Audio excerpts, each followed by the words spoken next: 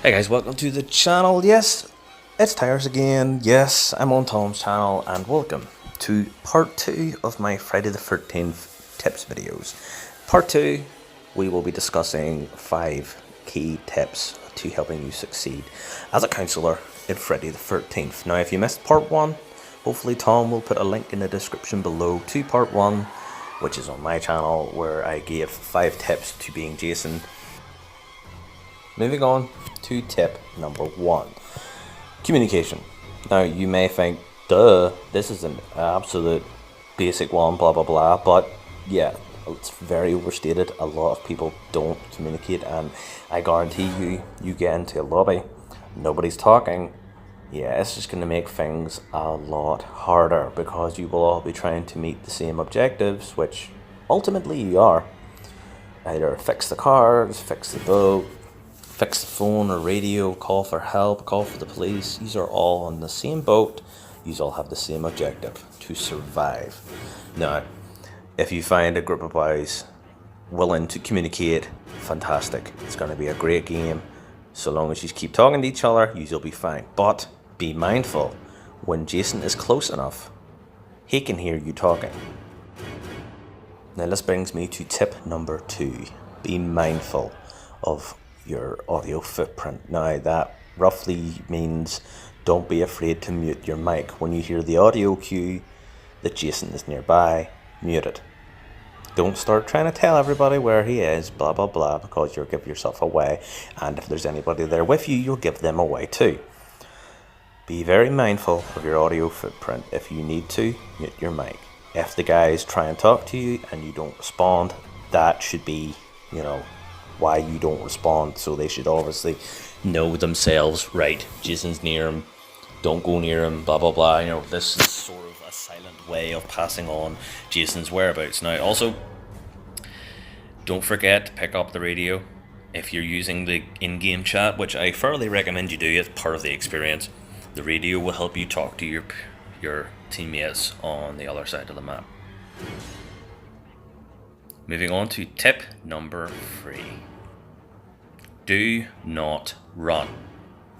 Just don't run. Don't sprint unless you see Jason. Until you know for 100% sure he's after your ass.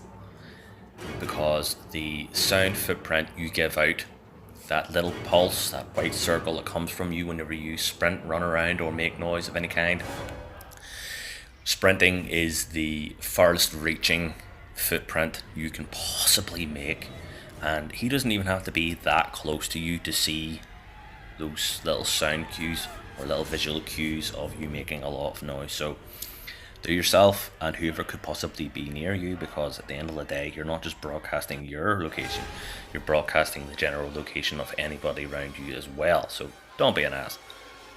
Don't sprint unless you see him coming for you.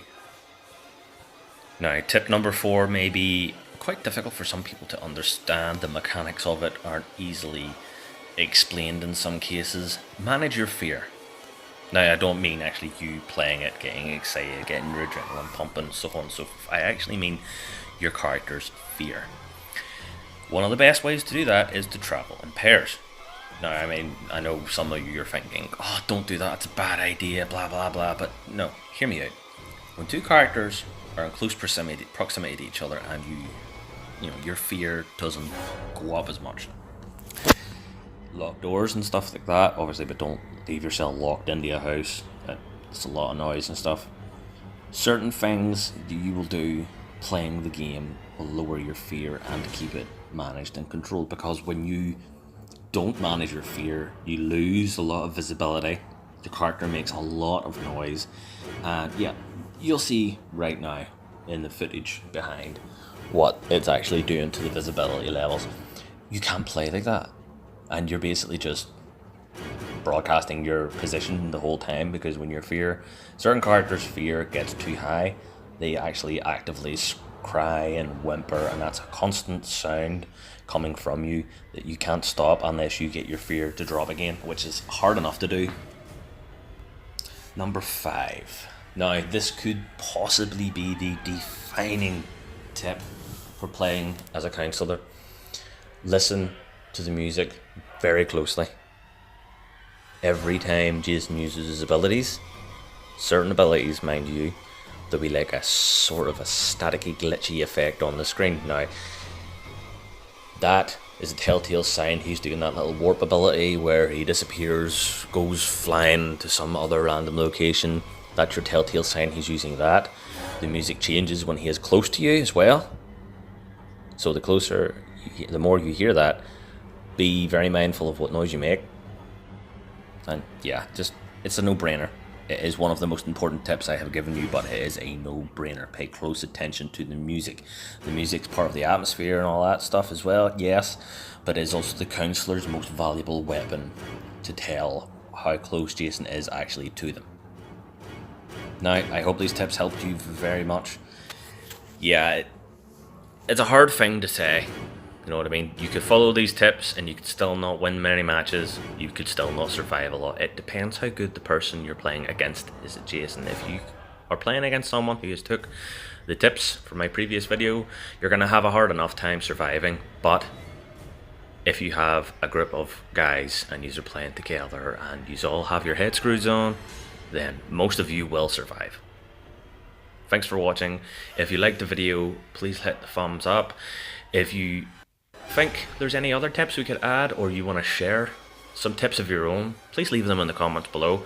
I'm sure everyone would appreciate it. And if you haven't already, please consider subscribing to my friend Tom.